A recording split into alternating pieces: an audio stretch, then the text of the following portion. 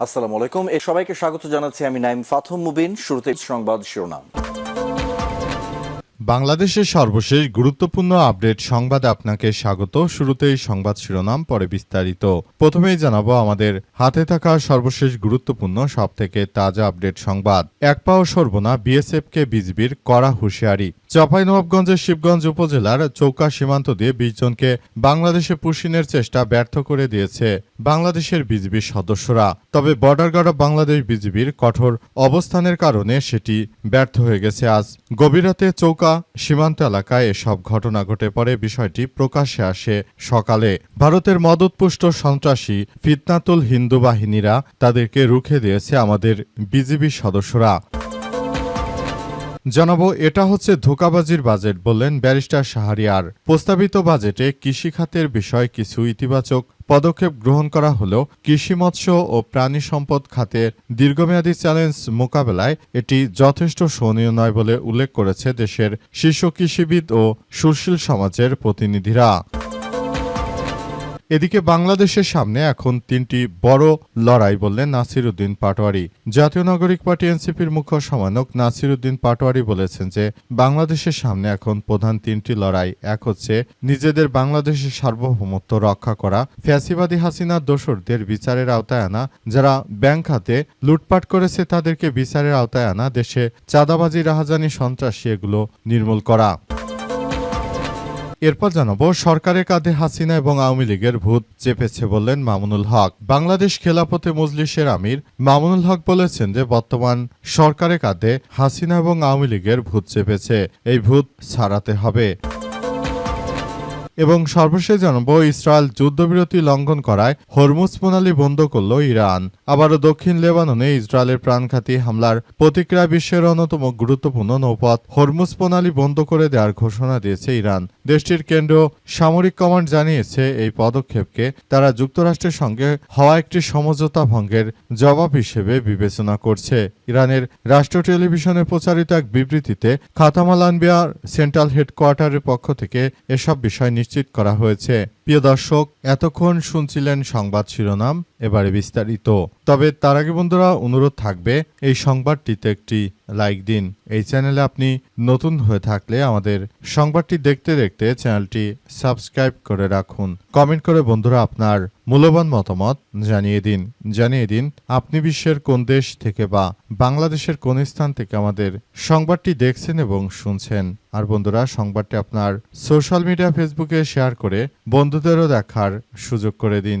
গাজা যুদ্ধে আপনি যদি নিরীহ ফিলিস্তিনিদের ভালোবেসে থাকেন বন্ধুরা, কমেন্টে ইয়েস লিখে পুরো বিশ্ববাসীকে আমাদের এই তাজা আপডেটটি দেখার সুযোগ করে দিন। এবারে বিস্তারিত। সরকারের কাঁধে হাসিনা এবং আওয়ামী লীগের ভূত সওয়ার হয়েছে বললেন মামুনুল হক। বাংলাদেশ খেলাফতে মজলিসের আমির মাওলানা মামুনুল হক বলেছেন যে বর্তমান সরকারের কাঁধে হাসিনা এবং আওয়ামী লীগের ভূত চেপেছে। গণভোটের রায় বাস্তবায়ন, জনদুর্ভোগ নিরসন, দ্রব্যমূল্য নিয়ন্ত্রণের দাবিতে খুলনার সার্কিট হাউস ময়দানে আজ ঐক্যের বিভাগীয় সমাবেশে সব কথা বলেছেন মামুনুল হক। গণভোটের রায় বাস্তবায়ন করতে হবে। মাওলানা মামুনুল হক বলেন, জুলাই সনদ এবং গণভোটের প্রশ্নে বিএনপি জনগণের সঙ্গে প্রতারণা করেছে। তার দাবি, গণভোট না ভোটের পক্ষে বিএনপি প্রচারণা চালিয়েছে। তিনি বলেন, জনগণের ভোটে প্রদত্ত সংস্কারমুখী ম্যান্ডেট বাস্তবায়ন করে রাজনৈতিক দলগুলোর নৈতিক দায়িত্ব। জাতীয় নাগরিক পার্টির মুখ্য সমন্বয়ক নাসির উদ্দিন পাটোয়ারি বলেছেন যে বাংলাদেশের সামনে এখন তিনটি বড় লড়াই। এক হচ্ছে রাষ্ট্র সংস্কার বাস্তবায়ন করতে হবে, জাতীয় সার্বভৌমত্ব রক্ষা এবং আওয়ামী লীগের বিচার নিশ্চিত করতে হবে। দুর্নীতি, চাঁদাবাজ, দলীয়করণদের বিরুদ্ধে জনগণকে ঐক্যবদ্ধ থাকার আহ্বান জানিয়েছেন। তিনি আরো বলেন, যারা ব্যাংক খাত থেকে লুটপাট করেছে তাদের শাস্তির আওতায় আনতে হবে। বিরোধী দলীয় নেতা ও জামাত ইসলামের আমির ডাক্তার শফিকুর রহমান বলেছেন যে স্বাধীন সার্বভৌম রাষ্ট্র হিসেবে মাথা তুলে দাঁড়ানোর জন্য আগামী বিপ্লব সমাবেশে প্রধান অতিথি এবং বাংলাদেশ জামাত ইসলামের আমির ডাক্তার শফিকুর রহমান আজ খুলনা পৌঁছালে সার্কিট হাউসে তাকে স্বাগত জানায় জামাতের সেক্রেটারি জেনারেল অধ্যাপক মিয়া গোলাম পরোয়ার সহ স্থানীয় নেতৃত্ববৃন্দরা। এটা ধোঁকাবাজির বাজেট বললেন ব্যারিস্টার শাহরিয়ার। প্রস্তাবিত বাজেটে কৃষিখাতের বিষয়ে কিছু ইতিবাচক পদক্ষেপ গ্রহণ করা হলেও কৃষি মৎস্য প্রাণী সম্পদ খাতের দীর্ঘমেয়াদী চ্যালেঞ্জ মোকাবেলায় এটি যথেষ্ট সহনীয় নয় বলে উল্লেখ করেছেন দেশের শীর্ষ কৃষিবিদ ও সুশীল সমাজের প্রতিনিধিরা। জাতীয় বাজেটে কৃষি মৎস্য ও প্রাণী সম্পদ খাতে নীতি, অগ্রাধিকার এবং বরাদ্দ নিয়ে পর্যালোচনা করে ১৩ দফা সুপারিশ পেশ করেছেন তারা। আজ জাতীয় প্রেস ক্লাবে এগ্রিকালচারালিস্ট ফোরাম অব বাংলাদেশ বা এএফবি আয়োজিত জাতীয় বাজেট ২০২৬-২৭ প্রসঙ্গ কৃষি মৎস্য ও প্রাণী সম্পদ খাত শীর্ষক গোলটেবিল আলোচনায় এসব সুপারিশ তুলে ধরেছেন বক্তারা। কৃষির টেকসই উন্নয়ন, খাদ্য নিরাপত্তা নিশ্চিতকরণ এবং কৃষকের আয় বৃদ্ধির লক্ষ্যে এসব সুপারিশ করা হয়। কৃষিবিদ ডক্টর এ.টি.এম. মাহবুবুল ইলাহি তাওহিদের সভাপতিত্বে অনুষ্ঠানে প্রধান আলোচক ছিলেন সংসদ সদস্য প্রফেসর ডক্টর ইলিয়াস মোল্লা।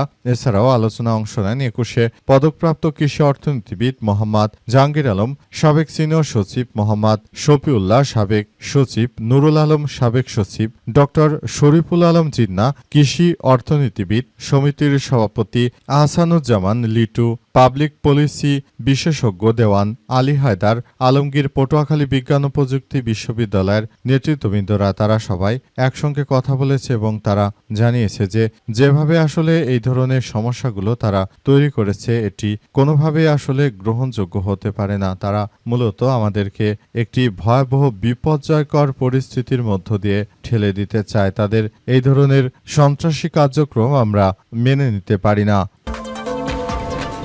এক পাও সরব না, বিএসএফকে বিজিবির কড়া হুঁশিয়ারি। চাঁপাইনবাবগঞ্জের শিবগঞ্জ উপজেলার চৌকা সীমানা দিয়ে ২০ জনকে বাংলাদেশে পুষিনের চেষ্টা করে ভারতীয় সীমান্তরক্ষী বাহিনী বিএসএফ এর সদস্যরা। তবে border guard of Bangladesh BGB এর কঠোর অবস্থানের কারণে সেই চেষ্টা ব্যর্থ হয়। আজ গভীর রাতে চৌকা সীমান্ত এলাকায় এই ঘটনা ঘটে। পরে শনিবার বিষয়টি প্রকাশ্যে আসে। স্থানীয় সূত্র ও বিজিবির তথ্য মতে বিএসএফ ১০ জনকে সীমানা দিয়ে বাংলাদেশে প্রবেশের অপচেষ্টা করে। বিষয়টি টের পেয়ে বিজিবি সদস্যরা দ্রুত বাধা দেয়। এতে সীমান্তের শূন্যরেখা এলাকায় কিছু সদস্যদের জন্য দুই বাহিনীর সদস্যরা মুখোমুখি অবস্থানে চলে যায়। এ সময় বিজিবির সদস্যদের বলতে শোনা যায়, এক পা সরব না, আপনারা আগে সরে যান, তারপর আমরা সরে যাব। বিজিবির এমন দৃঢ় অবস্থানের মুখে শেষ পর্যন্ত বিএসএফ পিছু হটতে বাধ্য হয়। পুশিনের চেষ্টা বন্ধ করে দিয়েছে আমাদের বিজিবির সদস্যরা।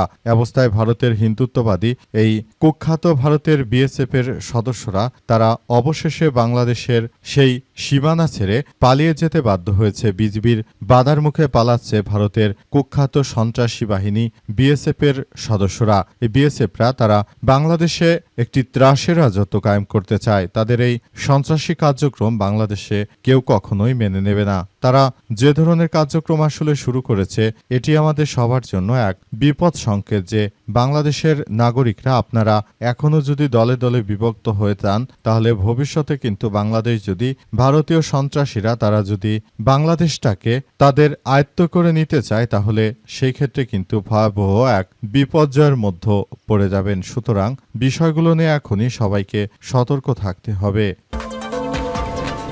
বাংলাদেশের সামনে এখন ৩টি বড় লড়াই বললেন নাসির উদ্দিন পাটোয়ারি।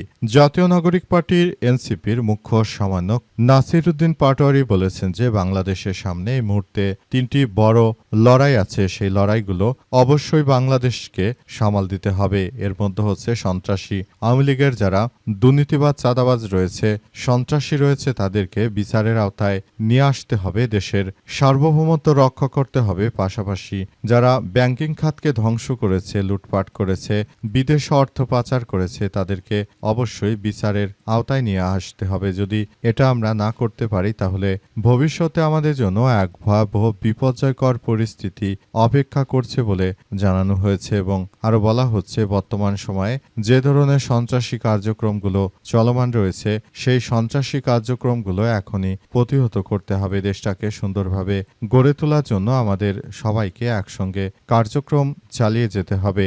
বাংলাদেশটাকে সুন্দরভাবে গড়ে তোলার মধ্য দিয়ে মূলত সবাইকে আমরা এগিয়ে নিয়ে যেতে চাই বলে এমন কথাই বলা হয়েছে। সবাইকে সুন্দরভাবে সুন্দর ও সমৃদ্ধির বাংলাদেশ গড়ে তোলার মধ্য দিয়ে এগিয়ে যেতে হবে। যদি কেউ মনে করে যে এই রাষ্ট্র ব্যবস্থায় তাদের কোনো ভূমিকা নেই, তাহলে তাদেরকে বলবো আপনারা নিজেরা শুধু রাষ্ট্রের এই খারাপ অবস্থা দেখে শুধু নিজের স্বার্থ হাসিল না করে বরং রাষ্ট্র ব্যবস্থার কিভাবে উন্নয়ন করা যায় সেই ব্যাপারে আপনারা কার্যক্রম সিদ্ধহস্তে কাজ শুরু করে দিন। তা না হলে ভারতীয় মদতপুষ্টরা আবারও আমাদের সীমানায় এসে তারা তাদের সেই নরপৈশাসিক আক্রমণ শুরু করবে, যে আক্রমণ তারা আমাদেরকে মৌলবাদ হিসেবে আখ্যায়িত করে ভারতের হিন্দুত্ববাদীরা তারা যেটা শুরু করতে চায় সেটিকে প্রতিহত করুন।